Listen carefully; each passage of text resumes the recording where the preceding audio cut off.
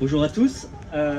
Donc je me prénomme Christophe, je suis président de l'association du Trèfle des Halles. Et donc c'est en tant que représentant officiel de cette association que je vous souhaite la bienvenue et que je vous remercie d'être venus aussi nombreux.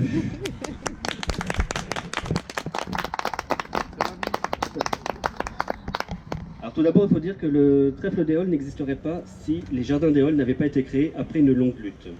Pour faire un petit peu d'histoire, c'est en 2007, soit 12 ans aujourd'hui, que les Jardins des Halles ont ouvert ces grilles permettant la création et l'ouverture en même temps d'un jardin partagé baptisé le Trèfle des Halles. L'ouverture en 2007 du parc Les Jardins des Halles a permis de changer la vie du quartier avec la création de cet espace vert, d'un lieu de convivialité, de nature, d'un espace de jeu pour les habitants du quartier et leurs enfants. Aujourd'hui, nous sommes en l'an 2019, après Jésus-Christ, et la population initiale du parc Les Jardins des Halles a bien changé. Les habitants du quartier ont en partie fui les Jardins des Halles par peur, crainte, méconnaissance de cette nouvelle population toxicomane et migrante, sans repère et abandonnée par nos sociétés et politiques. Tous les habitants du quartier ont fui? Tous? Non. Un village peuplé d'irréductibles habitants, jardiniers et apprentis jardiniers, adhérents du Trèfle des Halles, résistent. Leur potion magique, un savant mélange de faune et de flore. Leur objectif, celui d'apprendre, transmettre, partager la nature, la faune et la flore dans un esprit de convivialité. Pour continuer sur le côté mystique, le mot éole des jardins et du Trèfle des Halles n'a pas de rapport avec le maître et le régisseur grec des vents. Et c'est en fait l'acronyme d'Est-Ouest Liaison Express.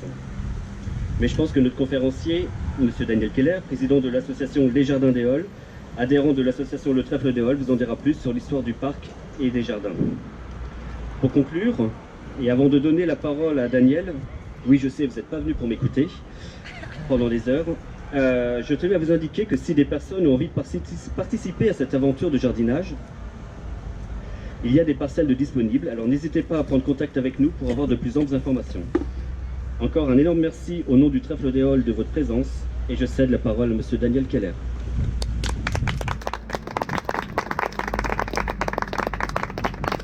Merci Christophe. Donc je me représente un peu. Donc Daniel Keller, fondateur de l'association des Jardins des Halles, avec Isabelle qui me prend en photo là-bas, et Mohamed Jelassi, habitant de la rue du Maroc, et Claudine Surin sont les fondateurs de l'association des Jardins des Halles en 1997.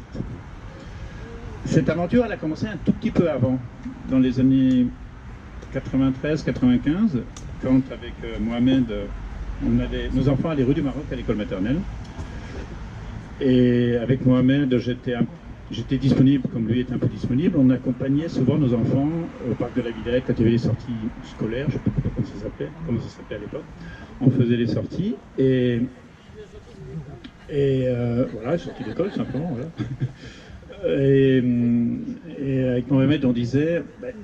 Tu te souviens, Daniel, il y avait un projet à l'époque, d'un grand jardin à côté, dans la rue du Maroc, cours du Maroc. Oui, je m'en souviens. C'était une campagne électorale, un truc comme ça. Oui, je me souviens. Je vais chercher. On a discuté longuement sur le zinc, là-bas, à la brasserie au parc, qui s'appelait le rendez-vous des chauffeurs à l'époque. On en a discuté, et c'est vrai, tu as raison. Donc chacun de nous, on est rentré à la maison et j'ai commencé à fouiller mes archives et je retombe sur le journal de campagne électorale de 1993 de M. Daniel Vaillant. Voilà, les photos sont là-bas et on s'est dit, mais bah oui, c'est là qu'il faut faire un jardin.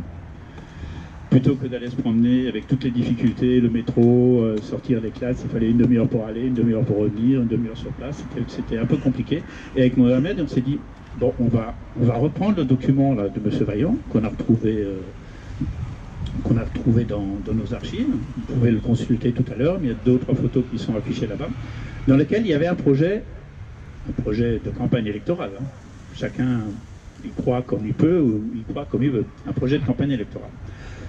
Donc, sur la base de ce dossier, sur la base des documents qui sont à l'intérieur et des photos qui sont à côté de Sylviane, à côté de quotidienne, oui. Voilà, à l'intérieur de ce document, il y a un telex. Je ne sais pas si vous vous souvenez ce que c'est un telex. C'est le mail de l'époque. Il y a un telex qui est adressé par M. Vaillant en 1992, novembre 1992, on voit la date en tout petit. Un telex qui est adressé au ministère des Transports, où M. Vaillant demande au ministère des Transports que l'espace qui est sur sa circonscription puisse devenir un jardin de 7 hectares. Voilà. Sauf que, en gros, ça s'est arrêté là. Donc, arrive 1995, 96, après je me mélange un petit peu dans les dates. En 97, on a quand même décidé de créer une association. Voilà, parce que tout seul, dans un coin, à 3 ou à 4, on va sûrement pas y arriver. N'est-ce pas, Isabelle? Il est même, pendant cette campagne électorale, et Isabelle s'en souvient très très bien, parce qu'elle est même sur une photo, Monsieur Vaillant, de l'époque, puisqu'il n'est pas ministre, il n'est devenu ministre qu'après, a planté le premier arbre avec, qui la connaît, avec le bouquet jaune, Ségolène Royal. Voilà. Ils ont planté le premier arbre des Jardins des Halles. C'était une plantation politique, fictive, politico-fictive, appelez ça comme vous voulez. En tous les cas, le soir même, l'arbre n'était plus là. Voilà. Il a été amené dans un jardin, quelque part, et replanté. Donc, il existait quand même des preuves, une volonté de vouloir créer un grand jardin dans notre quartier. Sauf que c'était beaucoup plus compliqué que ça. Ça résonne pas un petit peu? Non, ça va. C'était beaucoup plus compliqué que ça, puisque c'était tout simplement ce document-là que vous connaissez dans un journal de campagne électorale. C'était la seule chose qui existait sur le projet d'un jardin de 4 hectares d'un côté, de plusieurs hectares de l'autre. L'ensemble devait faire 7 hectares. Voilà. Donc, 97, création de l'association des Jardins des Halles, pour d'abord pour être reconnu et pour pouvoir envoyer les premiers courriers aux personnes concernées. En premier, bien sûr, les deux maires du 18e et du 19e arrondissement, le maire de Paris, c'était M. Tibéri.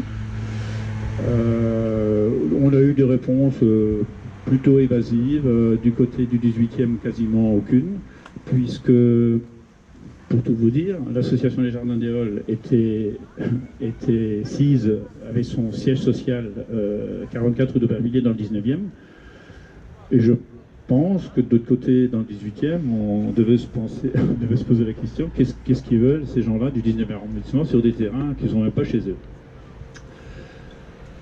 Avec Isabelle, je ne sais pas si tu te souviens, on s'est dit il faut qu'on fasse connaître dans le 18e l'emprise de la Cour du Maroc, et que les habitants du 18e nous aident à découvrir cet espace qui est dans le 18e arrondissement.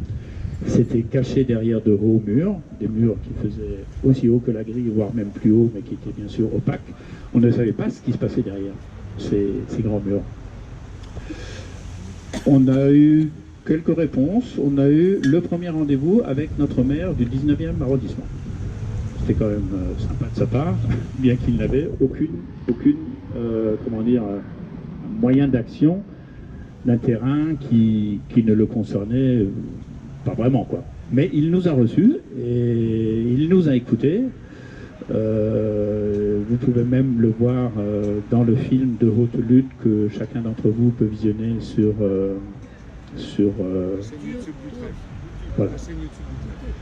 YouTube. Monsieur Madec nous a quand même beaucoup aidé parce qu'il a dû téléphoner à son collègue de la mairie d'en face et a dû lui dire dis donc, il y a quand même un problème là dans mon quartier, il y a des gens qui ont parlé d'un jardin, voilà. Donc tout ça, ça commençait à se mettre en route. Il y a eu, avec Jean-Claude Duflot, le président de l'association Gare aux Pollutions, nous avions des contacts avec la SNCF par rapport, j'ouvre une rapide parenthèse, mais elle est très très importante, par rapport à la pollution des motrices diesel. Aujourd'hui, vous ne les voyez plus, ces motrices, elles ont complètement disparu. Ce sont 12-15 par jour, grosses motrices diesel de type 72 000 qui enfumaient le quartier de façon catastrophique, quoi. Avec Jean-Claude Duflot, on a eu l'occasion de rencontrer la SNCF dans leur bureau. On a été reçus dans leur bureau plusieurs fois. Oui, la pollution, c'est compliqué. Ben oui, mais sauf que nous habitants du 18e, on étouffe, etc. Patati patata. Et à ce propos-là, on leur pose la question. La Cour du Maroc, le site s'appelle la Cour du Maroc. Le site de l'autre côté s'appelle Pajol. Il y a un projet de jardin, vous le savez, vous êtes au courant. La SNCF dit, un projet de jardin. Ouais, c'est pas possible, quoi. Il n'y a jamais eu de projet de jardin sur la Cour du Maroc. C'est de l'histoire, enfin, c'est pas possible, quoi. On est chez nous, SNCF, c'est notre terrain, et de toute façon, on en a besoin pour construire la ligne E du RER, Est-Ouest Liaison Express. Et les 4 hectares de ce beau terrain, aujourd'hui transformé en jardin, était un énorme chantier, vous ne pouvez pas vous imaginer, un énorme chantier qui a duré 5 ans. Il fallait creuser les 2 tubes qui allaient de la gare du Nord à Saint-Lazare, et ça a duré 5 ans, et les 2 tubes tournaient avec le tunnelier qui s'appelait Martine. On regardera les documents tout à l'heure. Le tunnelier creusait, les gravats du tunnelier sortaient dans la cour du Maroc et repartaient par des wagons de chemin de fer tirés entre minuit et 4 heures du matin. Voilà, donc 50 chantiers. Donc, et après, quand le chantier EOL sera terminé, l'entreprise, que je vais citer le nom parce qu'elle est toujours là, l'entreprise Tafanel, va reprendre une partie du site. Ah bon? Mais pourtant, ce n'est pas les projets qui ont été soumis aux habitants en 1992. C'était ça qui était promis aux habitants du quartier. C'est joli, hein? C'est vendeur. Hein? Alors, on a récupéré ce document-là, on l'a transformé en une carte postale, format carte postale, que tout le monde connaît. On l'a mis en réduction et on a imprimé 1000 cartes postales qu'on a adressées à M. Vaillant, la Cour du Maroc. M. Vaillant, souvenez-vous, de l'autre côté de la carte postale, il y avait un petit texte qui l'invitait à réfléchir et à reprendre position sur ce projet de jardin d'Éole. C'est lui qui a inventé le nom, hein, c'est pas moi. Enfin, il a repris le nom du chantier Éole. Sur les 1000 cartes postales qu'on a imprimées, de sources sûres, il y en a 800 qui sont arrivées sur le bureau de M. le maire. Il a donc commencé à réfléchir. Il a également provoqué, je vous rentre pas dans les détails de tous les projets, le micro est assez bien placé? Oui. Je ne rentre pas dans les détails de tous les projets de 99, de 98 à 2000. Il y en a eu une dizaine de projets différents qui allaient d'un jardin de 3085 mètres carrés, 3000, hein, pas 30 000, ni 40 000 qu'on a aujourd'hui. Il y avait un projet de la SNCF de 3085 mètres carrés de jardin, l'entrepôt Tafanel, des bâtiments industriels, des logements pour le Crous. Le logement pour le Crous a été reconstruit, enfin a été programmé ici après. Tout le monde sait ce que c'est le Crous, oui, les bâtiments pour les étudiants. Voilà. Donc, on nous écoutait à peine, les réponses étaient à peine audibles, je ne dirais pas audibles, enfin, c'est des réponses très très évasives de tous les élus. Mais M. Malek, c'est vrai, je ne peux pas faire de la grande publicité pour lui, c'est plus le maire aujourd'hui, hein, le 19e, c'est M. Daniel. Il nous a quand même beaucoup aidé. Voilà. Il a dit, je ne sais pas lui qui m'a dit directement, il a dit tel jour, à telle heure, on reçoit la SNCF. La SNCF est reçue en mairie du 18e avec les élus locaux, le préfet, Tafanel, enfin tout le monde était invité à cette réunion. J'ai demandé à M. Manek, et nous, je vais demander. Il a demandé, m'a rappelé le lendemain, non, vous n'êtes pas invité. C'est pas grave, on n'est pas invité, mais on sait ce qu'on va faire. Donc, on a préparé en une nuit en une nuit, on a préparé des panneaux sur des grands bâtons, à 3, et tous les élus et tous les services techniques qui devaient se rendre à la réunion devaient passer devant nos panneaux. On était une vingtaine, du genre halte à l'urbanisme sauvage. Après, c'était convié, bien sûr. Halte à l'urbanisme secret. Attaquons-nous vaillamment à l'urbanisme, je ne sais plus quoi. Halte à l'urbanisme arbitraire. Voilà, vous pouvez les faire passer. Mais vous me les rendez parce que c'est dans mes archives, hein, ça vaut de l'or. Voilà, c'était la première réunion, c'était la première manifestation festive, octobre 1998, un an après la création. La photo est là-bas. La première personne qui est sortie de la réunion, qui a duré 2 heures, nous on est resté, on avait un quart de CRS, hein, qui nous a quand même reçus et gardé. C'était pas très agressif, mais on a quand même gardé les panneaux sous la main et on les montrait vaillamment à tout le monde, à la presse particulièrement. La première personne qui est sortie de la réunion, c'était notre maire, M. Manek, qui s'adresse à nous et dit « Vous inquiétez pas, ça se passera pas comme c'est prévu ». Quelque chose comme ça. Mais en tous les cas, le projet de la SNCF avec un jardin de 3000 m², lui, il était plombé. Donc, on commençait plutôt bien. Sauf que c'était pas gagné. Il y avait le chantier Éole qui tournait, l'association Les Jardins d'Éole a commencé à s'étoffer en adhérents. On est parti de 4, les fondateurs, très rapidement on était 15-20, pour, au bout de 1, 2 ou 3 ans, on était 200, peut-être 250 adhérents.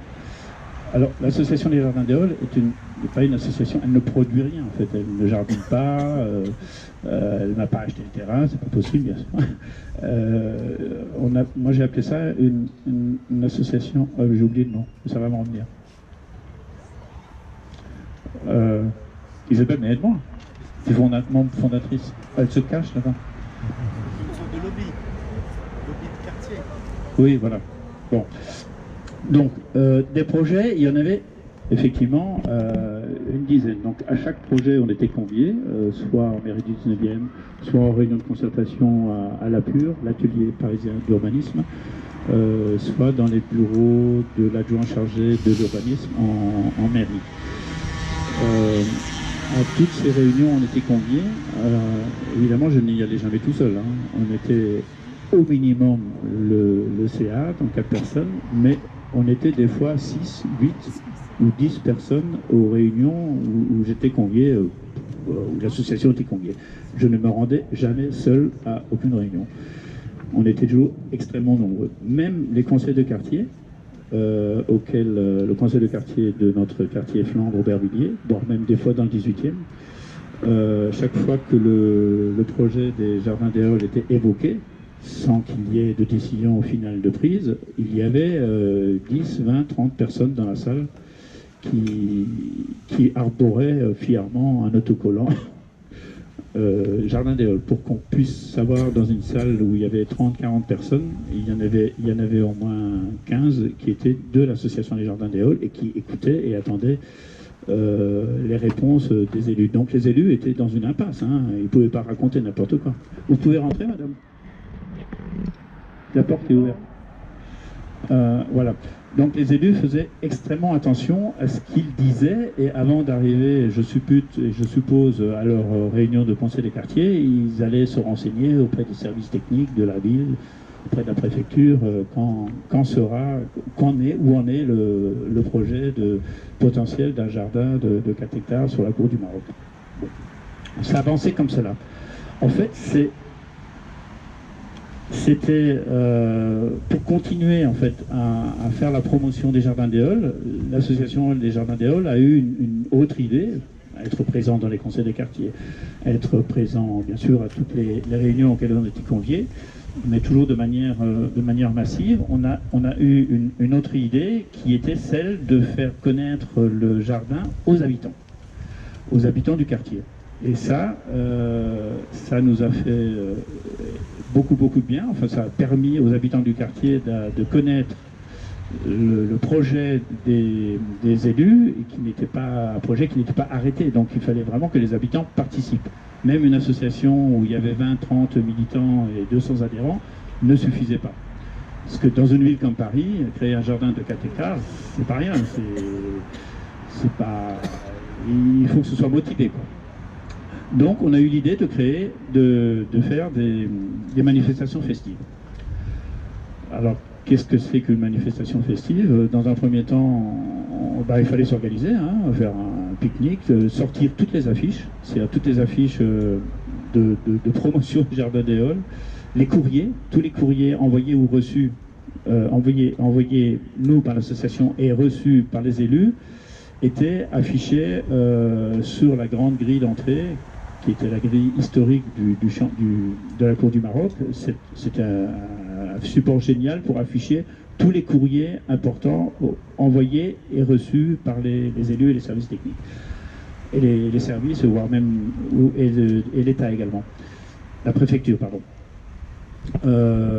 Donc ces fêtes qui ont lieu 2 fois par an, pendant au moins 5 ans, et ont permis aux habitants de découvrir ce qui se passait derrière ce mur opaque. On a obtenu par la SNCF qu'elle ouvre les grilles pour qu'on puisse rentrer sur le terrain, quoi. Alors les gens ils découvraient un terrain de 4 hectares énorme. On avait fait notre petite fête sur quelques mètres carrés à peine, sur 1000 mètres carrés, mais j'expliquais, enfin les membres de l'association expliquaient à tous les habitants qu'ici on pouvait créer un jardin. Personne n'y croyait. Ça c'est clair. Mais petit à petit, on invitait aussi à toutes ces manifestations festives, on invitait tous les élus possibles, imaginables, tous les élus possibles de tous les bords politiques. Il y a eu, je ne souviens plus les noms des élus de l'époque, parce qu'ils ne sont plus, pour certains, ne sont plus élus aujourd'hui. Mais il y a eu énormément d'élus. On peut penser que pendant une manifestation festive qui durait de midi à 18h le soir, il y avait 10, 15, jusqu'à 20 élus de tous bords qui venaient prendre la température, parler avec les gens. Voilà. Moi je disais, le CA de l'association des Jardins des Halles, on disait aux gens, adressez-vous, allez vers les élus. C'est votre jardin, nous tout seuls on ne va pas pouvoir tout faire. C'est à vous de tirer la manche de monsieur le maire, ils ont raison, l'association des Jardins des Halles. Il nous faut un jardin. On est à Paris une des villes les plus denses d'Europe, avec le moins de mètres carrés de jardin, de jardin par habitant. Et c'est vrai parce qu'on a fait une petite étude rapide. Paris avait donc 1,8 mètre carré, un petit peu moins de 2 mètres carrés par habitant, alors que Berlin, ok, une grande ville évidemment, Berlin on avait 10 fois plus, Londres quasiment autant que Berlin, et sur ces éléments-là, on disait, on est compte, on est 2 millions d'habitants, on a 2 mètres carrés par habitant, on a 2 mètres carrés de jardin par habitant, c'est pas possible, il faut rajouter des jardins, quoi. On ne peut pas continuer à densifier. Alors, c'est vrai que la ville de Paris était celle qui a le moins de jardins par habitant, et elle est toujours en dessous, en dessous du classement, par rapport à Berlin, Londres, Amsterdam, etc. Bon, la superficie de la ville n'est pas la même. On a eu des chiffres hier soir qui étaient très très bien évoqués par Laurence Baudelaire. Elle aurait pu en parler quelques minutes, mais elle n'a pas pu venir. Je ne vais pas vous donner le chiffre parce que je risque de m'embrouiller. Mais cet élément-là a fait réfléchir les élus. Monsieur Tibéri, à l'époque, puisque la lutte de départ a commencé avec Monsieur Tibéri. Monsieur Tibéri, à l'époque, a bien compris. Il était les élections municipales allaient approcher. Il avait quand même envoyé une lettre qu'on pouvait atteindre 20 000 mètres carrés. 6 mois après, c'était 25 000. Et puis il y avait un peu des enchères, quoi. Plus on approchait des élections municipales, plus la superficie des jardins avançait. Donc on est parti de 3 000 mètres carrés.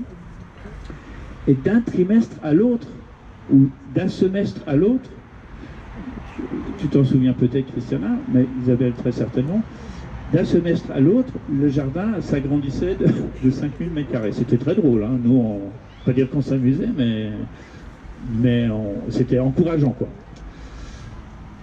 Jusqu'à un point critique, où il y avait toujours la problématique de l'entrepôt Tafanel. Alors là, je ne vous raconte pas le nombre de réunions qui a eu lieu en mairie de Paris, pas aux 2 arrondissements, c'était à la préfecture, 17 boulevard Morland. Suivant qu'on change d'étage, on est en préfecture, ou en dessous dans les services techniques de la Pure, ou les bureaux même du directeur de la Pure, M. Jean-Baptiste Paquin à l'époque. Tu te souviens de M. Paquin? Jean-Baptiste Paquin, le directeur de la Pure, qui était un directeur technique de M. Duberry, et qui nous a pris un peu qui nous aimait bien, quoi. Et on a beaucoup travaillé avec lui, mais il nous a dit avec la SNCF, ça va être compliqué. Ils sont chez eux, ils ne veulent pas partir. Il y a des projets d'installation d'une gare, il y a des projets d'installation de SICTOM, syndicat intercommunal de traitement des ordures ménagères, quelque chose dans ce goût-là. Voulait également avoir un accès ferroviaire pour amener les déchets secs, carton, papier, conserve sur le site, pour les évacuer par le fer. Tout ça c'était intéressant pour la SNCF, mais beaucoup moins pour les habitants, qui rêvaient toujours d'un grand jardin. Donc, il y a eu énormément de pousser d'autres types de projets, l'habitat, les associations de logement, ils avaient d'ailleurs affiché dans le quartier, je ne me souviens plus du sigle, enfin, les associations de logement, elles aussi, voulaient qu'on construise des immeubles sur la cour du Maroc plutôt que des jardins. Vu la demande de logement qu'il y a à Paris, il était clair qu'eux aussi voulaient leur part du gâteau. Les entreprises de transport, la SNCF, pour l'entreprise Tafanel également, devaient pouvoir rentrer, comme le dit l'un des techniciens dans le film de la SNCF, la cour du Maroc était le meilleur espace branché de Paris. La cour du Maroc. Donc c'était hyper important pour eux de garder ce réseau ferroviaire pour rentrer les marchandises d'une part pour Tafanel. Je ne me souviens pas des tonnages de Tafanel, mais c'est assez important, mais ils voulaient en rajouter encore plus, pouvoir rentrer encore plus dans une gare de marchandises moderne qu'à l'époque s'appelait une plateforme multimodale. C'est le vrai nom qui était appliqué à l'époque. Donc la SNCF avait raison. Il fallait rentrer de manière la plus écologique possible les aliments, notamment les boissons et d'autres matériaux ou aliments particulièrement le plus proche de l'habitant. Il fallait pouvoir rentrer dans la ville. Sinon, c'était remplacé par les camions. Donc le débat a duré au moins 3 ans, 4 ans. Des réunions impossibles qui montaient jusque dans le bureau de M. Guessot, ministère des Transports, parce que lui était responsable du terrain, avec Réseau Ferré de France, il était propriétaire du terrain. Qui c'est qui va remporter la part du lot? Les jardins, 50-50, c'était d'une complexité, vous ne pouvez même pas vous imaginer. Quelques documents sont encore là, je ne vais pas vous embêter avec les documents maintenant, mais on va les feuilleter tout à l'heure. Alors, est arrivé les élections municipales de M. Bertrand Delanoë, M. Bertrand Delanoë, dans son programme électoral, avait promis, je ne me souviens plus non plus des chiffres, ça m'échappe un petit peu, dans sa campagne municipale pour Paris, avait promis X 1000 m² de jardin, beaucoup. Donc, pour les réaliser, il lui fallait des grands espaces. Il y a Batignolles, qui était dans le lot, il y a également 5 hectares là-bas, il lui fallait absolument les 4 hectares de la Cour du Maroc pour ajouter dans son programme de parc parisien, aux côtés des tout petits parcs, ils appelaient ça des confettis un peu partout dans Paris, mais il lui fallait absolument ces 40 000 m² pour les soirs. Merci. Il fallait absolument ces 40 000 m². Donc, il a boosté ses services. Il y avait une fenêtre de tir, qu'on appelait à l'époque une fenêtre de tir, où tout le monde était du même bord politique. La région, M. Guesso, les deux maires. Il y avait une fenêtre de tir qui était de 1 an à peu près, parce qu'il y avait d'autres élections régionales qui se passaient. Il fallait absolument que tout le monde soit du même côté, du même bord, du même avis. Et ça a duré moins d'1 an. Donc les tractations, c'était dans les années 2000, ont commencé avec la SNCF. Sauf que la SNCF, elle ne voyait pas de cet avis-là. Hein. Elle voulait rentabiliser son terrain. Donc il fallait trouver une solution pour Tafanel, qui était une solution extrêmement compliquée. Donc on a accepté, l'association des Jardins des Halles a accepté un compromis où l'entrepôt Tafanel était sous la butte là. Ça c'est une butte qui fait 9 mètres de haut, qui va de là à là. Ah, j'ai oublié un truc. Non, avant la construction de... Ne rigole pas, Christophe. Il y a eu, on va vous le montrer après, mais c'est très important. Il y a eu un projet de construction d'un entrepôt pour Tafanel.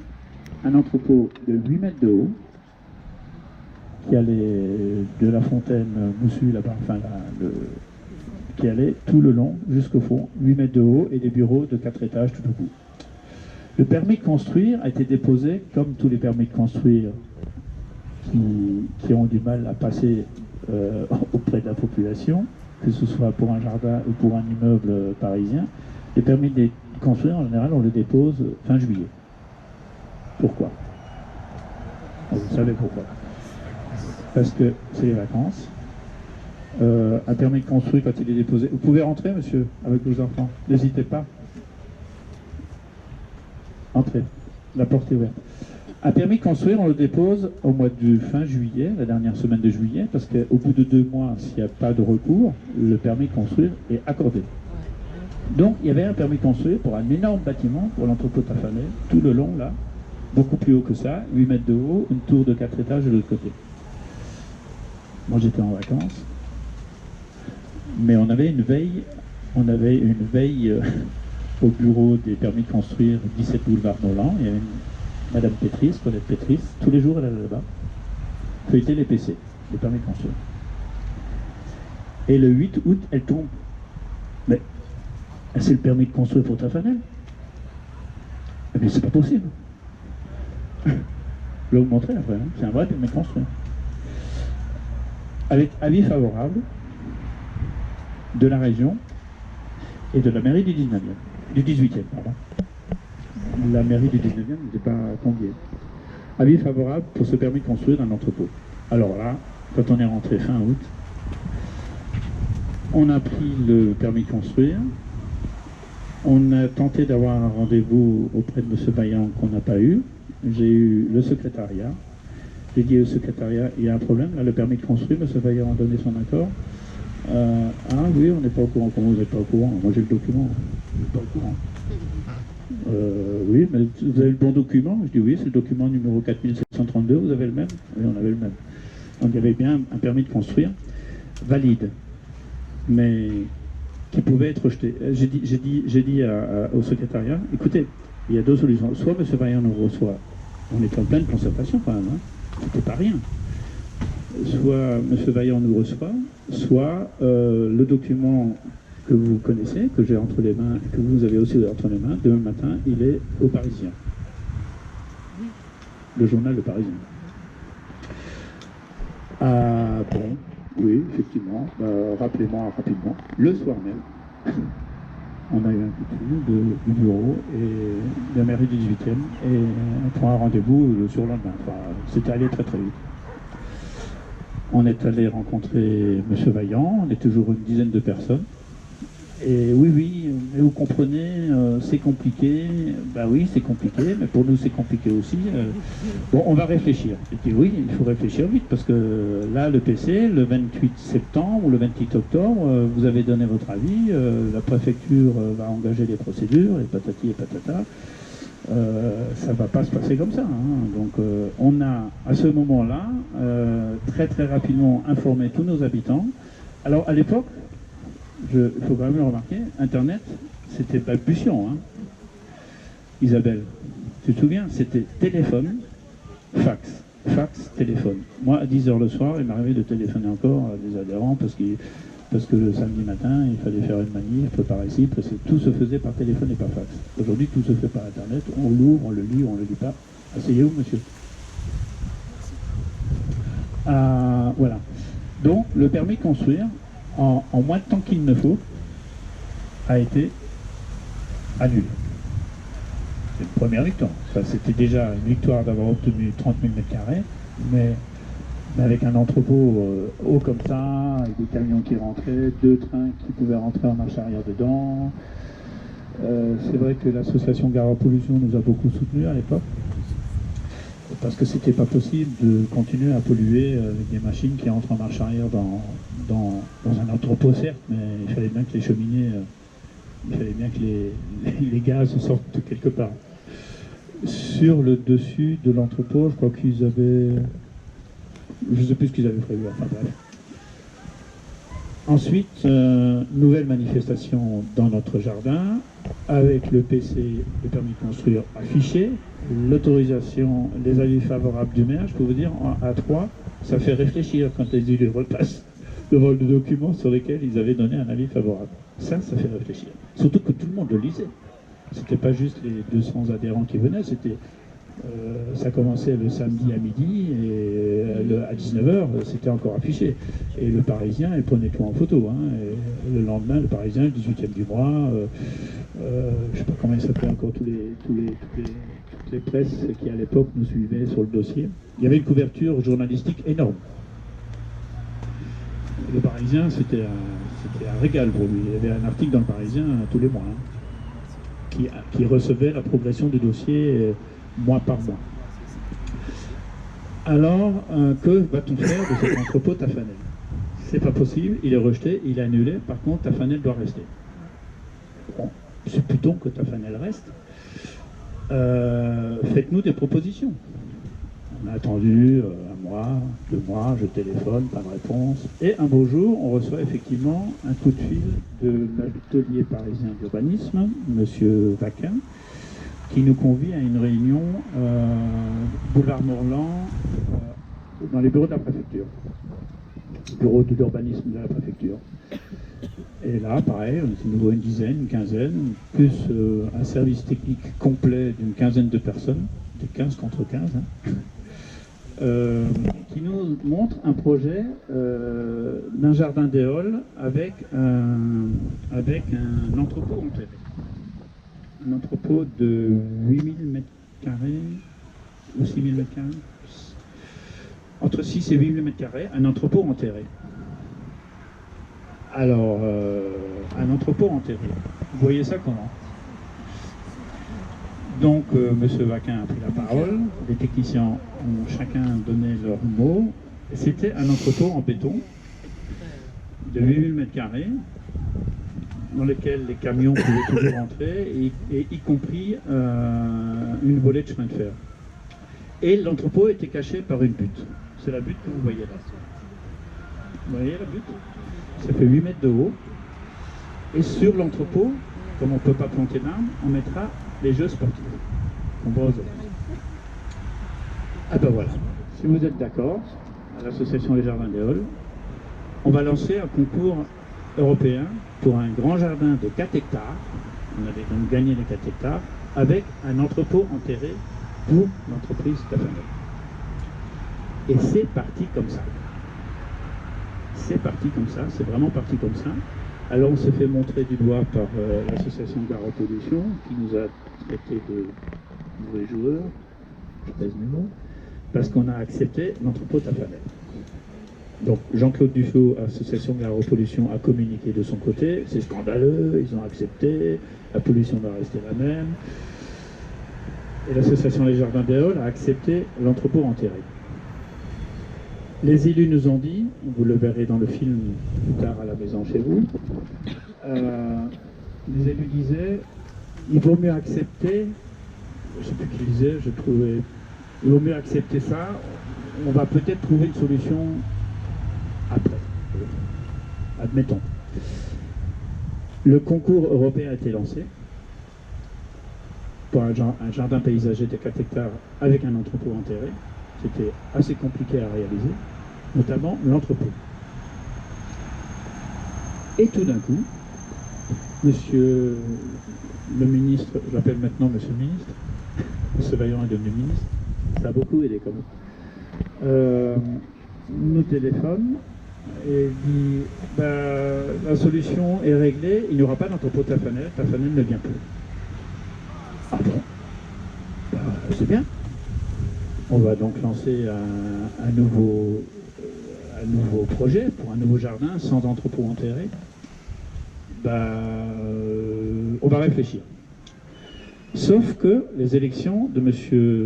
Delanoë avançaient et lui voulait absolument inaugurer les 4 hectares. L'entrepôt ne se fait plus.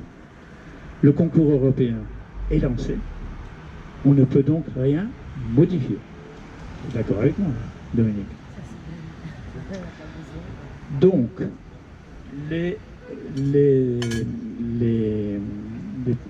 jardiniers, enfin pas les jardiniers, les entreprises qui ont concouru, les 18 entreprises qui ont fait une proposition, ont fait une proposition pour un jardin d'un entrepôt qui n'existe pas. Pour qu'il n'y ait pas de recours d'un candidat. C'est très compliqué, hein, les concours. Dès qu'il y a quelque chose qui n'est pas conforme, vous avez un recours et vous perdez tout. Et M. Delanoë ne pouvait pas inaugurer son jardin. Donc, c'est la raison pour laquelle la butte que vous voyez là, que moi j'appelle la butte politico-administrative, c'est une butte qui a été créée pour cacher un entrepôt qui n'existe pas et pour que le projet qui a été lancé et dont 6 candidats ont été retenus n'ait pas de recours d'un candidat déchu, il a été décidé de construire une butte qui est pleine de terre pour un jardin en pleine terre. La ville a été contrainte d'acheter les 8000 derniers mètres carrés. Salut. Merci d'être venu. À construire un jardin en pleine terre avec le même dessin, et on retrouve ce dessin de M. Corajou qui a enterré fictivement un entrepôt qui n'est jamais venu. Voilà l'histoire de cette butte, parce que le terrain naturellement est plat, hein. C'est pas naturel. Cette butte, elle a été montée en 3 mois, 800 camions, 3 mois, 800 camions, un poids moyen de 10 à 15 tonnes, des norias de bulldozers, une noria d'engins qui tapissaient le sol. C'était un gros chantier qui a duré 2 ans. Et ben voilà, le jardin est arrivé. C'était... Je ne vais pas continuer dans les grandes lignes, je crois que je vous ai tout raconté. Je ne vais pas raconter après comment s'est passée la construction du jardin. Ah bah si, ah bah non. Voilà. Non. Alors, si j'avais dit tout à l'heure quelque chose, j'ai eu l'honneur d'être nommé par le maire de Paris membre du jury. Pascal, tu nous écoutes? Ah, tu écoutes. Merci Pascal. J'ai eu l'honneur donc d'être nommé membre du jury. Il y avait une vingtaine de membres. Je représentais les habitants, je ne représentais pas l'association des Jardins des Halles, je représentais les Parisiens. C'était une épreuve pour moi. Ayant lutté plus de 15 ans pour obtenir le jardin, j'étais à milieu de penser qu'ils allaient me nommer membre du jury. C'était compliqué, hein, parce que le dossier était haut comme ça. Hein. Et quand je suis arrivé en tant que membre du jury et que j'ai pris ma place, j'ai travaillé plusieurs week-ends sur ce dossier. Je crois que j'étais le seul qui avait travaillé complètement dessus, quoi. Et moi, je ne suis pas un professionnel de l'urbanisme de jardin. Hein. Je suis vendeur dans une petite entreprise de l'agroalimentaire, donc j'en avais absolument rien à voir avec... Je ne savais même pas lire un plan. Hein. Les niveaux, NGF 3, 53, pour moi, c'était du chinois. Hein. Donc j'ai eu le plaisir de rencontrer un membre de l'association qui travaillait au ministère de l'Environnement, François Seguin, dans le secteur du paysage, service du paysage. Donc c'était l'homme qu'il me fallait. Hein. Environnement. Non. Ah oui, ministère de l'Environnement, dans le bureau des paysages. Jean-François Seguin, qui habite en face, qui m'a beaucoup aidé à lire les documents du concours. D'abord à les lire, il n'avait pas d'avis à me donner, mais à savoir déjà les lire. Voilà. Et on a choisi j'ai choisi sur 6 maquettes, 6 projets, le projet de monsieur et madame Courajou. Monsieur Courajou est décédé il y a 5 ans à peu près. Voilà. Le projet de monsieur Courajou, pourquoi?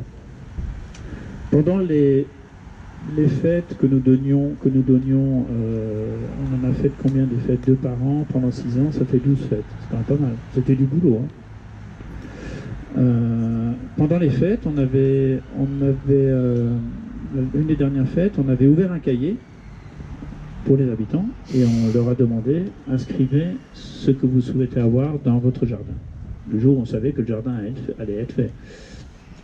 Les gens n'y croyaient pas. On a dû afficher les notifications, je ne sais plus comment ça s'appelait, les décisions du Conseil de Paris, etc., pour que les gens y croient vraiment. Parce que quand on ouvre la grille et puis qu'il y avait tout un chantier, une friche, quoi.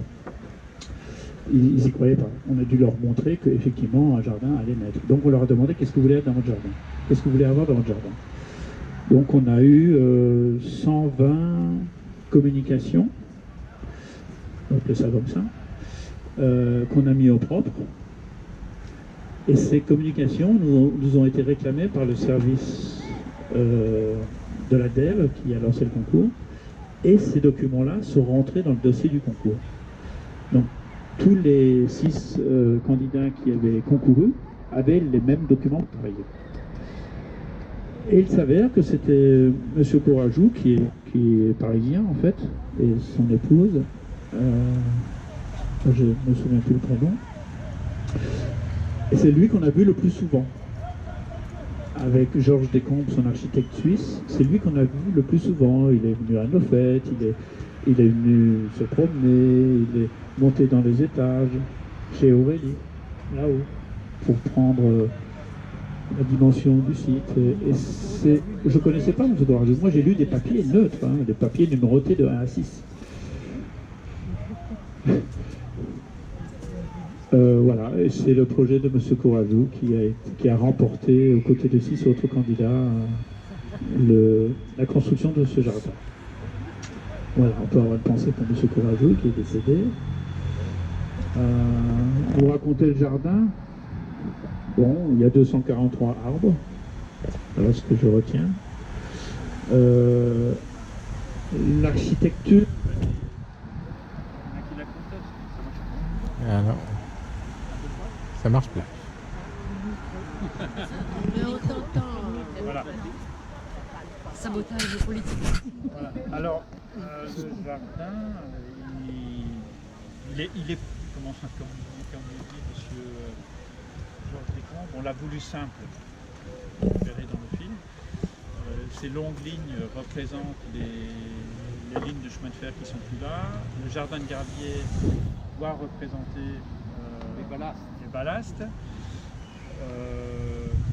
Il y a l'esplanade libre, l'esplanade qui est libre, qui a été faite pour les fêtes. Oui, alors, on a, M. Courajou, vous pouvez fermer un peu, il y a des courants d'air. Salut Jean. Il n'y a plus de batterie. Salut Jean. Qu'est-ce que je voulais dire? Ah oui, non, on va parler un peu du jardin si vous voulez. Et peut-être, tu sais, le sociologue, le sociologue et Laurence Baudelaire, la compagnie. Il y a des choses compagnie. que j'ai oubliées. Non, mais c'est après pour revenir pour rapprocher sur Trèfle. Oui.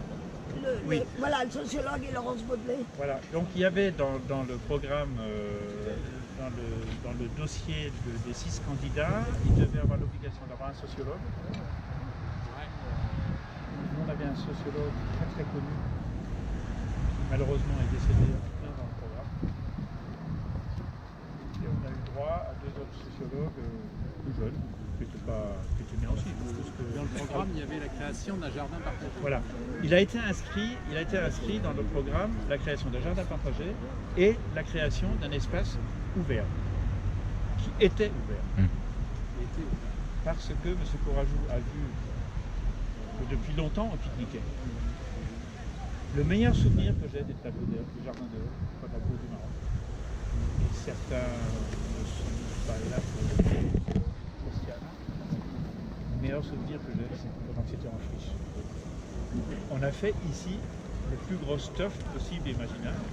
On faisait des barbecues avec 10 palettes de chez le Taconnet. Dans le film, vous pouvez le voir torse nu en train de faire les barbecues. Tout au fond là-bas, on était 20, 30, personne ne s'occupait de nous. On était trop peu. Mes enfants ont appris à conduire. 800 mètres, conduire c'est pas mal. Hein. J'ai fait du cerf-volant, on a fait un tas de choses. Et aussi des choses pas très sympas. Mais c'était un de mes meilleurs souvenirs. L'arrivée du cirque électrique, qui était là pendant 3 ans. Alors ça, c'était une volonté de la ville de Paris d'occuper le site. C'était de l'occupation, on va dire, provisoire. Hein. Le cirque électrique qui est venu là, il savait qu'il restait là pour 3 ans. Et c'était une période, je dirais ça, extraordinaire. Des énormes terrains de 4 hectares sur lesquels on pouvait à peu près se construire. Le plus gros morceau, vous verrez la photo là-haut, c'est le cirque Medrano. Une petite anecdote qui est très rigolo. Avance-toi, Jean. C'était le cirque Medrano. Un jour, c'est trop drôle. La SNCF au téléphone, c'était en friche, hein, c'était en attente que le dossier avance administrativement, parce qu'il fallait acheter le terrain, tout ça, c'était pas simple. On ne savait même pas à qui appartenait le terrain. On ne savait pas à qui appartenait le terrain. C'était à SNCF ou à Réseau Ferroviaire. Là, on va marcher là-dessus. Hein. Il y a des graines. Qu'est-ce que je vais dire? Ah oui, le cirque Medrano. Elle a fait du cirque Medrano de Noël de suite. C'est un cirque, genre 5000 places. Il y avait 1000 voitures qui stationnaient là. La SNCF, elle donne à des grands cirques, un peu partout en Ile-de-France et à Paris, la place pour Noël. La communauté d'entreprise, elle a besoin de grands espaces. Donc la SNCF a dit, ah bah oui, on a la Cour du Maroc. On va téléphoner à M. Vaquin, à la Pure, voir si c'est possible. Vaquin il dit, ah bah attendez, là il faut téléphoner à M. Keller. S'il n'est pas d'accord, on ne peut pas le dire. Donc M. Vaquin téléphone, il dit, M. Keller, on a le cirque Medrano, il voudrait venir sur la Cour du Maroc pendant 1 mois. C'est un grand cirque, hein, c'est 5000 places, vous voyez ce que c'est? Oui, je vois ce que c'est, je connais. Ils allaient à Boulogne, non pas à Boulogne. Enfin, je voyais à peu près ce que c'était. J'ai dit, il n'y a pas de problème, mais on est 500 adhérents. Il nous faut 500 places. Pas vrai. Donc il nous faut 500 entrées. Je raccroche. 8 jours après, il n'y a pas de problème, vous aurez 500 entrées. On les envoie à qui? Bah, moi. Et puis 8 jours après, j'avais notre recommandé, il y avait 500 billets. C'était pour 250 adhérents. Et là, les gens qui ont participé aux manifestations festives pendant des années. L'année suivante, c'est le cirque Medrano, il téléphone tout de suite. Monsieur Keller, on va revenir. Vous êtes toujours d'accord pour qu'on revienne? Oui, oui, oui. On est 600. Bon allez, vous en avoir 700. C'est trop drôle. Voilà, petites anecdotes. Aidez-moi. Le sociologue. Oui, Ouais. et l'accompagnement à la création de l'association. En fait, il y avait un sociologue. Là, c'était un mur en pierre. Il y avait une petite cabane avec Oui, ouverture. Il y on a avait eu le droit, sociologue. donc le sociologue, Pendant le chantier. pendant la phase chantier, les habitants, il y avait une colonne dans le mur, derrière le mur il y avait un cabanon Algeco, puis vous voyez tous les plans qui étaient exposés, et le sociologue expliquait comment ça allait se passer, ensuite il est parti travailler avec Il recevait les opinions il recevait les opinions des habitants, qui ne et voulaient pas renoncer au il mur. recevait aussi les doléances de l'association Crêpes Idéal parce qu'il fallait un jardin partagé, qui au départ d'ailleurs le jardin partagé il était inscrit sur les plans à 800 mètres carrés. Ça allait jusqu'à la grille là-haut. Et pour une raison qu'on n'a jamais su, c'est descendu à 400. 400 et avec un guignol derrière. Et derrière le petit cabanon, il devait y avoir un guignol, mais le guignol a jeté les verrous. Voilà. Alors, je vais écouter vos questions.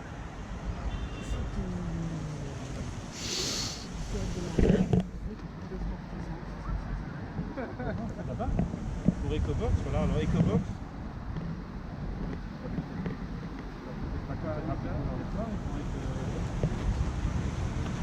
Bah nous, il nous reste 1 an et demi.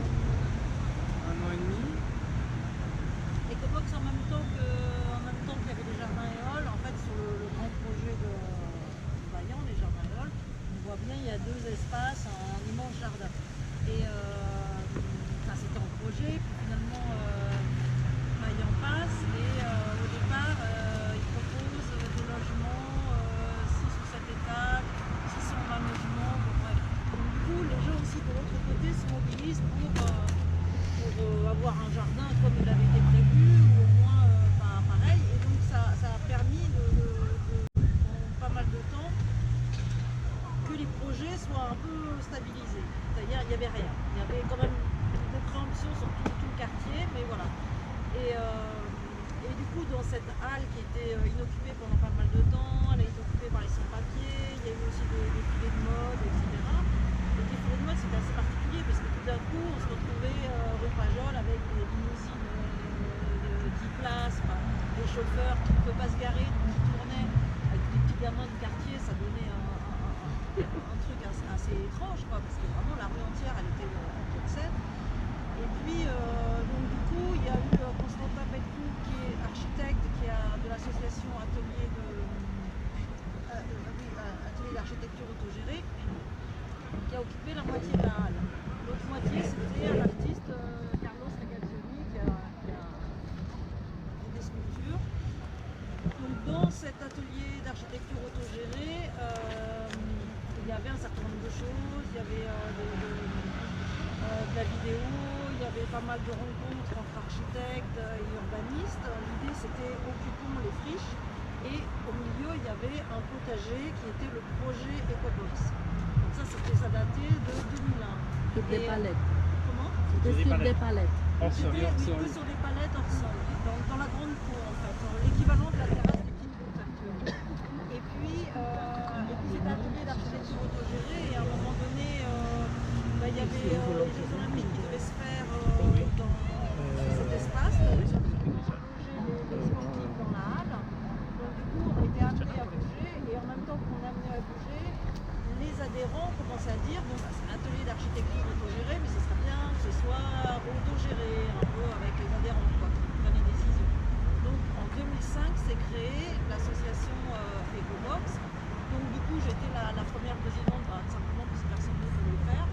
Et on a été en face dans ce qui est maintenant petite rue, comment elle s'appelle, en face de la halle.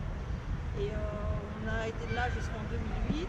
Après on a été en 2009 de l'autre côté, à Passe de la Chapelle, sur 2 endroits. Donc là maintenant on est à notre 4e espace. On a une convention. On est, comme beaucoup de jardins partagés, on est conventionné. Alors il n'est pas question qu'on parte, mais on a une convention qui se termine dans 1 an et demi. On ne sait pas si la mairie nous réattribuera cet espace à nous, de l'attribuer à une autre association. A priori l'espace n'est pas constructif, voilà, ça devrait être une structure, quelle qu'elle soit, mais on n'est pas sûr que ce soit nous. Alors le gros enjeu, c'est qu'après des espaces pour recréer des jardins partagés dans le quartier, il y en a de moins en moins, puisque de plus en plus de bâtiments comme des crèches, des EHPAD, donc on a besoin aussi dans le quartier, mais pas que. Et donc dans 1 an et demi, on ne sait pas si comme ce terrain n'est pas constructible, on va nous foutre la paix et nous y laisser encore un peu plus longtemps, ou si avec l'arrivée des JO prochainement, on va pas voir surgir des nouveaux projets, dont un qui surgit de temps en temps, qui se fait oublier, puis on en entend parler, de faire une promenade verte entre la gare du Nord et le nouveau site de la Chapelle internationale. Ce projet, nous, on n'entendait plus parler, on pensait qu'il était complètement tombé à l'eau. Dernièrement, on a eu un peu de nouvelles dessus. La Coup coulée de verte. chance. Ça s'appelle la coulée Ouais, verte. coup de chance. 93. Ma nouvelle voisine 1993. est une des architectes qui bosse sur le projet. Donc on va pouvoir bosser ensemble. Ouais. Et du coup, le projet n'est pas du tout tombé à l'eau. Il a été validé, simplement maintenant, ils ne savent pas comment ou quand ils vont le mettre en place. Donc, le projet, l'idée de base est validée. Après, est-ce qu'ils vont aller jusqu'au bout ou pas? Grand mystère. On verra ça lors des premières réunions de concertation qui seront probablement à la mairie, on espère, ouvertes au public. Donc on verra. Pour l'instant, on n'a pas de nouvelles, mais il y a des chances. C'est pas le seul endroit comme ça qui a un bail et qui risque de se finir un jour. ou pas. Ça date de Tibéri. Hein. C'était Nebou qui était à l'espace vert à Paris, jusqu'à la coulée verte. Il y avait des affiches qui étaient dans le quartier. Ce que je peux dire, ce qui est sûr, c'est que le combat qu'a mené une petite association de quartier permet de faire bouger les lignes.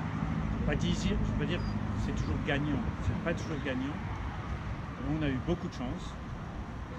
Le ministère de la communication de l'État, pas de Paris, le ministère de la communication, je ne sais pas comment ils ont fait, ils ont trouvé le CD du film de retour. Ils ont dit il faut que les habitants, s'ils veulent que quelque chose puisse changer, comme je l'ai dit au début, comme je l'ai dit dans le film, ce n'est pas à 3, à 5, dans un bureau, à envoyer des mails, ça marche pas. Ça marche pas, souvent ça marche pas. Nous on a réussi, on a eu de la chance. Est-ce que c'est le quartier qui veut ça, populaire,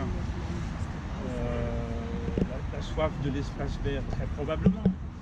Mais j'ai visité beaucoup de villes en Europe, j'étais à Berlin, j'étais à Londres, j'étais à New York. D'ailleurs j'ai pris, ah oui, encore une petite anecdote. Le Green Bomber qui va parler de la dame de New York hier. Il faisait ses boules pour les balancer par-dessus les friches. J'ai fait exactement la même chose en 1989. On avait, c'était 10 francs à l'époque, on avait 250 francs. Je suis allé à Rungis, j'ai acheté un sac de 50 kg de régras. Qu'est-ce que c'est le régras? C'est ça en fait. Non, c'est ce que j'utilise pour fleurir les talus de taureau. 50 kg de régras. Et 10 sachets de coquelicots. 10 sachets, il y a beaucoup de graines. On a mélangé tout ça. On s'est pris à une dizaine, un samedi, comme c'était ouvert. Enfin, c'était pas ouvert. On savait où rentrer dans la cour de buffet. C'était vide. Il y avait des rails de chemin de fer, le ballast, tout ça. Le ballast, c'est productif. Hein. Il y avait du sable, il y avait du goudron, effectivement. Et pendant quelques jours, on a cherché des endroits où on pouvait distiller ce régras en automne. Et au printemps, qu'est-ce qui s'est passé? Il a plu. Coquelicots, gazon dans tous les coins. Je dis, c'est pas possible. Comment ils ont fait? Mais ça a marché. C'est quand j'étais à New York, pendant 10 jours, je pense, je suis allé visiter 3-4 jardins et je me suis fait expliquer comment ils ont commencé l'expérience. Donc, ils fabriquaient, l'association s'appelle les Green Bombers. Ils fabriquaient des bombes de graines, soit avec de l'eau directement dans un gant MAPA, un gant, un sachet en plastique. Ils balançaient ça par-dessus les friches. Oui, ils prenaient aussi des boules de graines. Ils mettaient des graines dedans, ils en balançaient là. C'est vrai parce que des terrains en friche, on vous l'a expliqué là-dedans. Vous voyez beaucoup des terrains en friche à New York. Mais en plein ville, à Manhattan. Hein. C'était pour forcer la municipalité. Vous voyez, la nature, elle revient. Il faut l'aider. Enlever ces grandes tôles là, parce que c'était des tôles qui faisaient 4 mètres de haut, vous ne pouvez pas accéder, c'était cloué, vous ne pouvez pas rentrer par une porte comme ici. Donc ils balançaient ça par-dessus. Ça a pris 2-3 ans, toute la moindre friche qui s'ouvrait à New York, ils balançaient des bombes de graines dedans, et au bout de 1 an, 2 ans, 3 ans, la végétation, elle explosait là-dedans. Et puis petit à petit, ils arrivaient à rentrer. Bon, je ne vais pas faire l'histoire des Green Bombers de l'association. C'est assez extraordinaire. C'est comme ça que ça a commencé à New York. Et c'est comme ça que la ville de New York a pris connaissance au centre, qui est dans une ville extrêmement dense. Je crois que New York est pas vraiment dans la même densité. Par Manhattan, à tous les cas. faut pas construire systématiquement partout. Ils ont obtenu maintenant, il y a certains terrains à New York qui sont dédiés au jardin partagé. Ce qu'on disait hier, c'est que c'est pas dédié au jardin. C'est pas dédié au jardin, c'est que Vous y travaillez. en fait, moi je fais partie des gens. Alors racontez-nous. Non, mais en fait, justement, c'est un peu la complexité, c'est un peu la même situation qu'au Québec. Ils ont des systèmes de chartes annuelles et qui sont renouvelés chaque année. Voilà. Ah, comme Ils sont quand même sous Précaire. tension permanente. ça existe. Ça existe, mais il y en a un seul sur les 600 jardins actuels qui est protégé à la ville de New York. Ah, Manhattan. Enfin, pas Manhattan, mais tout New York. Ouais, Clinton, ouais. Non, alors ils sont tous administrés par les parcs et jardins, l'équivalent des parcs et jardins. Par contre, De la commune. en termes de planification et d'urbanisme, ils sont considérés toujours comme bas. Donc potentiellement, ils peuvent toujours être construits Oui, c'est ça. si toutefois la pression foncière. La menace, elle n'est pas réelle, mais il y a un système de précarité de ces espaces qui reste une menace. La en tant menace, que elle telle. est quand même réelle ici. En fait, tous les ans, il y a à peu près 5-10 jardins qui disparaissent malgré tout. Donc, et ce que je disais hier, justement, c'est qu'un des jardins vraiment emblématiques avec la bâtisse qui est utilisé par tous les gens très est très menacé.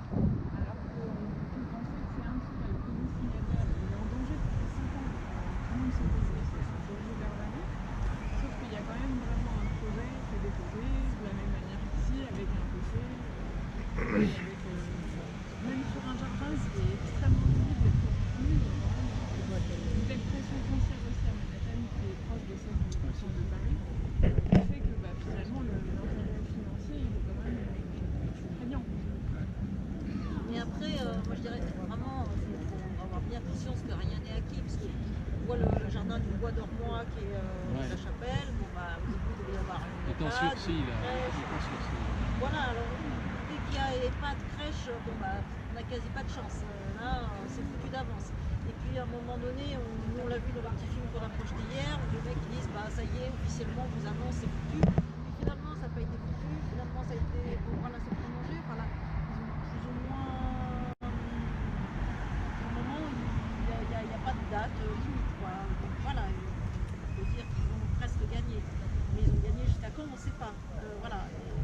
Nous, par exemple, bon, les sols, a priori, c'est un parking, donc a priori, il est quand même assez pollué. Après, ils l'ont goudronné, mais on n'a pas le droit de planter en pleine terre. On n'a pas le droit de faire de trous dans le goudron. Donc, c'est aussi une manière de nous laisser dans une précarité. Et c'est aussi ce qu'on a revendiqué au début, c'est-à-dire d'occuper des friches moins occupées. Ça a permis d'occuper des espaces avec l'idée que quand ça devait s'arrêter, on bougerait. C'est pour ça qu'on a un peu les espaces. Ce qui est important, c'est de se dire que quelque chose qui se perd aujourd'hui, c'est que tous ces jardins, tous ces espaces, parce qu'il n'y a pas que des jardins, je pense aussi aux ateliers d'artistes ou autres, le Shakiraï, etc. C'est que des endroits qui apportent un vrai lien social sur les quartiers, surtout sur des quartiers comme le nôtre où on a vraiment besoin. Et ce sont que des espaces qui se sont tenus grâce à une lutte des habitants du quartier. Donc aujourd'hui, ces espaces qui étaient à la base principalement des squats, ont vu arriver la charte main verte et tout plein d'autres chartes qui leur ont permis de pouvoir rester finalement et on va dire, de rentrer dans les clous au niveau de la mairie et de l'administration. Donc tant mieux sur le coup, et tout le monde s'est fait une joie de pouvoir ratifier ces petites bouffées d'oxygène qui étaient à la base notamment la charte main verte et qui permettaient à tout le monde de pouvoir survivre. Sauf que finalement, je ne vais pas cracher sur la charte main verte, mais finalement ça reste une certaine forme de pression et de contrainte parce que dans la mesure du possible, ils vont essayer de nous reloger. Mais où, on ne sait pas. On prend hier par exemple, on diffusait un film sur le jardin d'Alice, qui était un jardin partagé qui était juste extraordinaire à côté, qui était aussi un lieu d'artistes, etc., qui a fini par disparaître du quartier, après moult négociations, parce qu'à la base c'était un vrai squat, qui finalement a été conventionné. Et en fait, c'était quasiment délogeable du temps où c'était un squat illégal, mais dès l'instant où ils se sont fait conventionner, ils avaient une deadline. Et en fait là, ils se sont fait dégager. Et du coup, ils ont été replacés après moult négociations, mais dans le 12e. Alors, c'est déjà ça et c'est toujours ça. Et c'était peut-être dans un endroit où il y en avait moins besoin de ces espaces-là. Il y en a besoin partout, et plus il y en aura, mieux ce sera.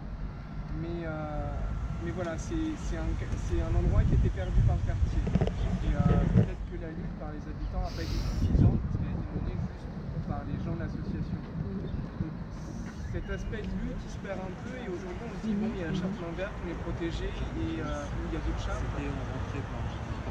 On avisera quand ça se terminera.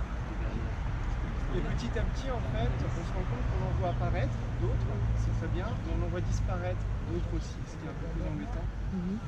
Donc c'est pour ça que je pense qu'on va rapidement arriver à se poser la question de est-ce qu'on n'en revient pas à l'ancienne méthode? Est-ce que finalement, le but de ces espaces, qui n'est pas juste d'avoir son petit espace pour cultiver ses tomates personnelles, qui est vraiment un but d'occupation, d'écologie, d'urbanisme vert et de lien social, est-ce que finalement occuper aujourd'hui de façon non conventionnée des friches, même temporairement, le temps qu'un immeuble soit construit ou autre, c'est pas un message plus fort à envoyer qu'une espèce de privatisation d'espaces abandonnés sous charte. Donc voilà.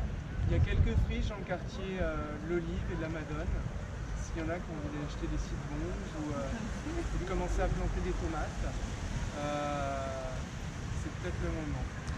On en a une de l'autre côté de la rue. Et il y en a une super. Il y en a une juste là de côté de la rue qui est extraordinaire et qui fait un super jardin partagé, conventionné ou pas, chacun verra. Et le projet Dépôt-Chapelle-Ordonnaire, c'est plié en fait. Parce qu'il y avait une réunion à la mairie en juillet. Il y en a une autre. Les batailles, c'est le mouvement des récollets, enfin le jardin des récollets, en fait c'était prévu de construire un immeuble de standing. Et puis en fait il y a des gens qui l'occupaient à 6h du matin, et puis du coup, ben voilà, tous les jours. Et même moi j'y passais juste un quart d'heure, je posais ma fille à l'école et puis après j'y passais et ben voilà, et ben finalement il y a une pression, puis finalement l'immeuble de standing n'a pas été fait, le jardin a été continué sur ce truc. Mais il y a toujours quelque chose qui me sidère dans ce parc, c'est quand j'arrive, que je vois tous les enfants, je me dis mais bon Dieu, c'est vrai qu'avant, ils étaient où ces gamins? Parce que là il y en a des milliers.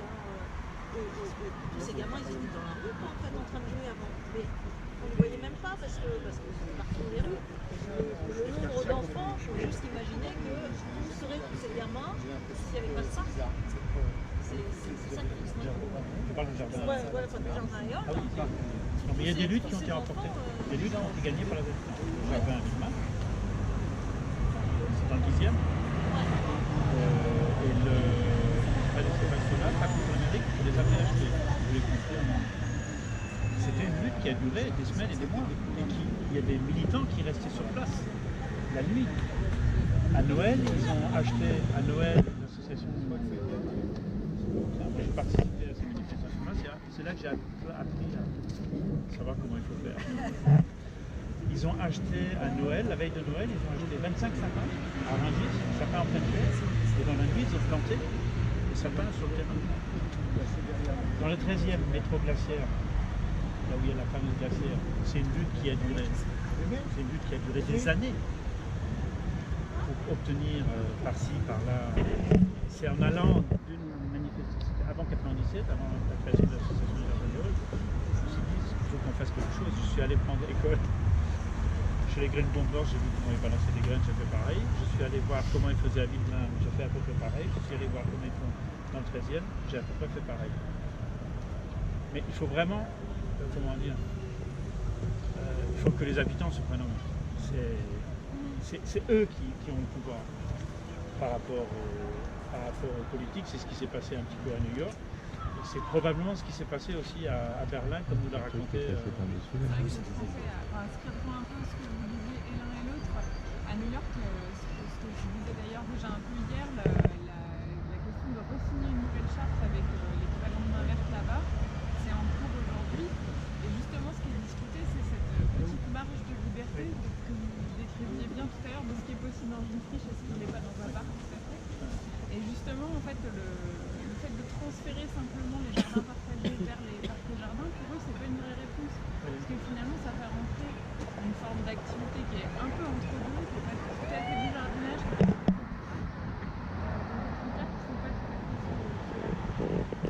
l'idée pour eux, c'était vraiment de créer une nouvelle catégorie, c'était un peu ce qu'était l'univers aussi, c'est de créer une vraie catégorie qui dit jardin partagé et qui dit que c'est justement cet entre-deux, un peu entre la citoyenneté, les usages sociaux et en même temps du jardinage et l'éveil à l'écologie, enfin, toute cette interface-là qui est intéressante et qui peut aussi être dégommée par un emballage un peu normatif. C'est vrai que c'est un peu cette difficulté-là à garder cette marge d'activité. Pascal voudrait qu'on aborde le sujet de... Oui, comment est né Trèfle Comment est né le trèfle d'éole? Très bien. Comment tu l'avais En fait, j'habite en face, j'ai vu qu'il y avait un projet de jardin partagé, je voulais jardiner. J'ai vu le sociologue, je suis allée parler avec lui. Et après, à un moment donné, il y a eu une réunion pour discuter la rue du département, pour discuter en parlant de l'administration du jardin, que, comment ça s'appelle Laurence? Non, la régie du quartier qui avait le siège là, va administrer le jardin partagé et le petit restaurant qui était où là, prévu là ou là. Et il y avait aussi une jeune femme qui venait, qui était censée faire le théâtre des Guignols derrière ces cabanes. Et il y a eu, comme dit Daniel, comme ça en flottement pendant 4-5 mois, quand un soir à cette réunion où moi je me disais je perds le temps, il y a des gens qui viennent, qui racontent des histoires, on m'a dit et il y a eu Laurence Baudelet de Grève de Jardin qui est venue, qui a dit voilà, moi j'ai une mission, je suis sociologue, j'ai fait partie de l'association Grève des Jardins, j'ai fait une étude aux États-Unis sur les jardins partagés et j'ai une mission d'une année auprès de vous pour arriver à la création d'une association parce que la ville de Paris ne veut pas que la régie de quartier s'occupe de l'administration du jardin partagé, que ce soit une nouvelle association. Donc pendant une année, on a discuté, peu à peu, on a connu entre-temps le jardin commençait, le parc commençait à prendre vie. On a connu le chef jardinier Thierry Dodard qui nous a accompagnés pendant plus d'une dizaine d'années. Et on a fait le relevé du terrain, on a découvert le artichaut qui est sur ma parcelle, montré. Et un jour, on était là, on a dit bon, il faut créer l'association. Et c'est comme ça que ça a commencé. Il y avait une dizaine de personnes. Les présents voulaient faire partie du comité d'administration et c'est comme ça que tout a commencé. Et en décembre 2007, on a signé la convention précaire pour notre jardin partagé. C'est ça, c'est que c'est particulier parce que là, c'est vraiment la ville qui décide qu'il y aura une association qui paye quelqu'un pour encadrer la naissance, quoi. Et ça donne des résultats après. Mais en tout cas, je ne sais pas s'il y en a d'autres exemples dans Paris, peut-être. Hein. Mais voilà, c'est à noter. D'un côté, c'était bien, et pour nous, c'était comme un cadeau, un jardin partagé, comme disons. Mais en même temps, le fait, à la fin, le fait qu'il y avait cette sociologue, ça nous a un peu freiné, parce que nous, on voulait venir sur le terrain, commencer à jardiner, elle disait non, non. Et un jour, on était en réunion, moi j'ai dit, la terre, elle est là, le terrain est là. Voilà, je suis venue, j'ai fait un plan. Qui veut venir jardiner samedi, on va jardiner. Elle a été un peu triste parce qu'elle n'avait pas fini sa mission et nous, on voulait commencer. Ça, c'était un peu politique comme ça. On est venu, on a commencé, on avait les dalles dans la gadoue, on venait tac, tac, tac, tac, tac.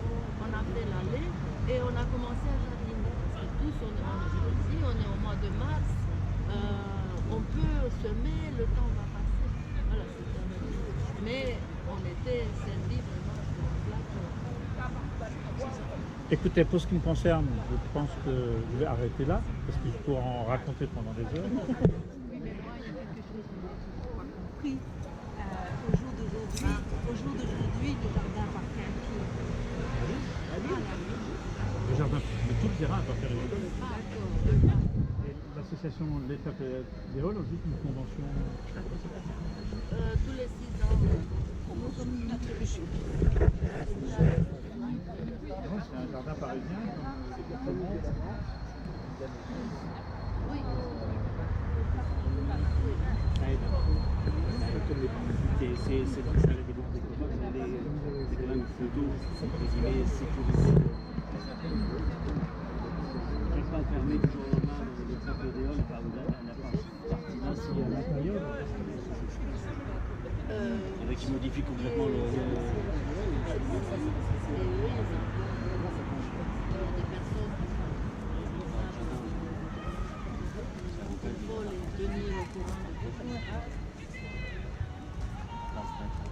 On n'a pas le droit de changer la couleur.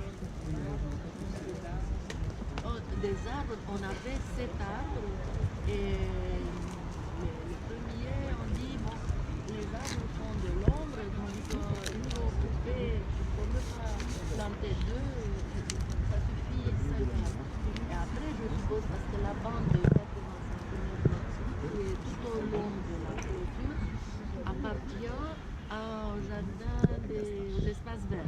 Probablement, ils se sont dit, on ne sait pas qu'est-ce qu'ils vont planter, donc il faut donner vraiment une face. Donc, ils ont planté des arbres fruitiers qui nous ont causé des problèmes parce qu'il y avait des gens qui venaient et qui arrachaient des branches ou qui cueillaient des fruits pas mûrs. Donc pour ce qui me concerne, mon intervention, j'ai terminé. Donc, je vous invite, j'en profite au nom du Temple des Halles, de te remercier pour ton discours, ta conférence en tant que maître conférencier. Et je te l'ai placé celle-là. Boris. Et merci pour le jardin et merci pour tout. Merci. Je vous invite à Boris ou Christophe vous donner la procédure à suivre pour lire le film de Rodriguez qui maintenant est sur YouTube. Il raconte de manière un petit peu différente, mais il est très intéressant parce que dans ce film de 47 minutes, tous les intervenants changent de comédie. Et chacun s'approprie l'origine de la lutte, même s'il y a 2-3 allusions à Daniel Keller ou... mais il y avait Daniel Keller aussi. Ah oui, il y avait Daniel Keller. Et vous avez le QR code, c'est ce que il est facile à lire, il se lit en 47 minutes, je veux dire qu'il est fascinant. Mais il faut absolument le lire. Ensuite, il y a un livre qui a été écrit par Andrew Newman, un Américain, qui s'appelle Landscape of... Voilà, qui est un sociologue, non, un anthropologue, qui a travaillé sur le quartier pendant 3 ans, qui a écrit un livre. Il parle de l'association des Jardins des Halles, il parle des militants qui ont lutté, mais apparemment les écrits en Amérique, les prénoms sont possibles. Il n'y a pas Daniel, il n'y a pas Isabelle, il n'y a pas Jean-François, mais on retrouve assez facilement qui faisait quoi dans le livre. Voilà. Il y a un article super intéressant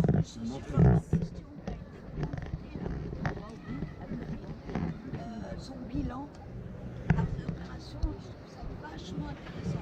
Un quartier a dû complètement Juste résumé, il dit à quel point il n'a pas du tout pu bosser, que c'était une grosse flèche de gueule parce que de toute façon il y avait une échéance électorale et il souligne à quel point dans la conception d'un jardin, les gens, les vrais gens qui vont vivre, il y a le jardin spontané, les jardiniers des jardins de la ville, un jardin de ville qui jardineront les habitants sont pas tous. Ne sont pas partie prenante de la conception. Et je sais pas, je l'ai retrouvé par hasard comme ça. Il y a beaucoup de choses sur les Jardins des Halles, c'est une obsession. Il y a beaucoup de documents, des travaux d'étudiants, il y en a au moins 10. voyez, tous les trimestres, enfin les dernières années, c'était une fois par an, mais de 2007 à 4-5 ans, c'était pour recevoir 4 fois par an les étudiants qui voulaient refaire le film. Et le film, il a été fait par... Alors le film, oui, quand même, le film, il a été un film du Forum des Forum.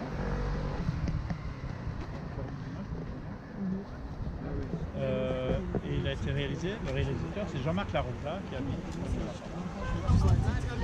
Alors c'était d'une complexité, lui il a eu beaucoup de mal à avoir tout le monde s'est filmé, c'est extrêmement compliqué pour lui, mais il est parfait, il était pour lui. Ensuite, je lui ai donné, mais il n'a pas filmé pendant la phase travaux, il n'était pas là, il n'avait pas d'histoire. Donc je lui ai donné une puce. C'était filmé par moi-même, par mon épouse, par mes enfants. Les enfants, on filmait, etc. Je lui ai donné 12 CD, je crois qu'il a mis 6 mois pour faire de l'ordre là-dedans. Un jour il me téléphone, j'ai un rush de 3 heures, il faut que je fasse un film de 45 minutes. Est-ce que tu peux m'aider? Un rush de 3 heures. Donc j'ai regardé une fois les 3 heures. Je lui ai dit, bon, ça, c'est pas que c'est pas intéressant. Pour moi, c'était important, mais lui, il savait plus ce que ça voulait dire. Et pour le réduire à 47 minutes. Donc, des 3 heures, on est arrivé à 1h30, et il a recoupé des trucs, et puis il m'a rappelé une dernière fois pour le réduire à 47. C'est un film qui est très mouvementé. Tout n'y est pas, évidemment. Les photos ici, je vous invite à les regarder. Si vous voulez, je vous les commande. Mais il suffit de lire les textes de quoi? Avec l'aide de mon... Il y en a une qui est très rigolote que je vais vous montrer, c'est celle-là. Je l'aime beaucoup. Elle a fait couler beaucoup d'encre dans le quartier. Celle-là. C'est un photomontage. Ah oui,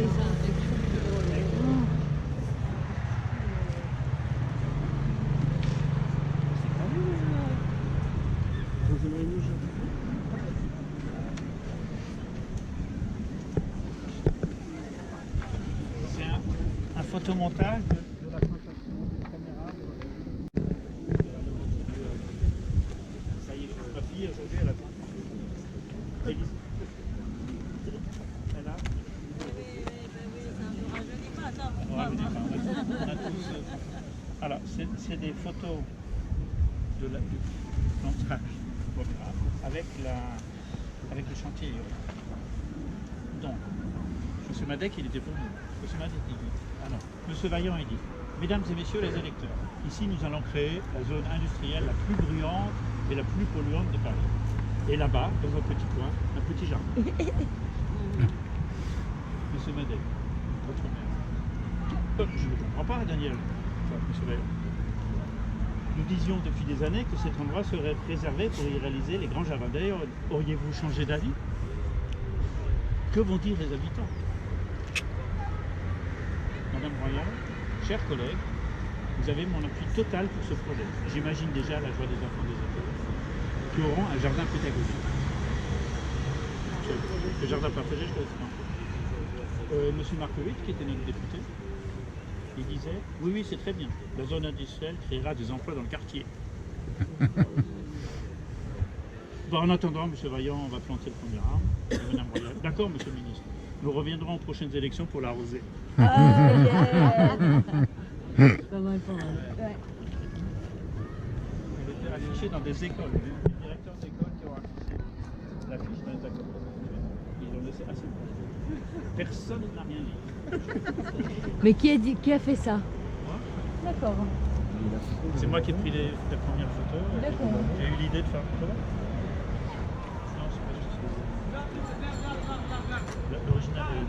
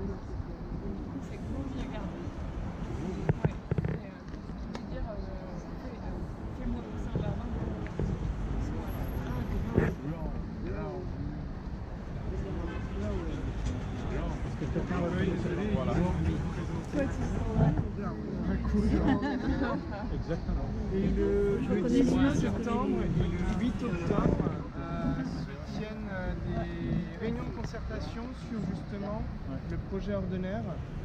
Où, pour ceux qui ont connu le Grand Control quand il était là-bas, qui était un super espace avec un jardin partagé qui s'était créé, avec un petit marché de producteurs locaux qui était topissime. Là, il projette construction devient de plus en plus important et de plus en plus validant.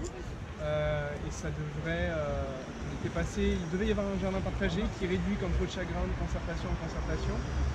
Et donc même si c'est validé ou pas, ça reste important de se présenter à ces réunions, d'y assister et puis que les habitants du quartier donnent leur avis aussi sur ce qui se passe, défendent les espaces verts. Il me répond à Paris avec tout ce qu'on a entendu aux infos cet été sur l'environnement. Ouais.